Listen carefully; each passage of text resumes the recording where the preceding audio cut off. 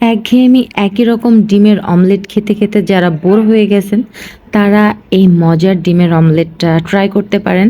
তো চলুন আপনাদের সাথে শেয়ার করি আমি এই ডিমের অমলেটটা কিভাবে তৈরি করেছি। আমি ২ টা ডিম নিয়ে নিয়েছি, সাথে কাঁচামরিচ আর পেঁয়াজ কুচি করে নিয়েছি, সামান্য লবণ, হলুদ, শুকনা মরিচের গুঁড়া, গরম মসলার গুঁড়া, সাদা তিল আর কালো জিরা একসাথে দিয়ে এটাকে সুন্দর মতো ফেটে নিয়েছি। তারপরে এটাকে সরিষার তেলে ভেজে নিয়েছি। যেহেতু আমি লো কার্বস ডায়েটে আছি, তো এটা আমাকে অনেক বেশি সময় ধরে ফুল রাখবে।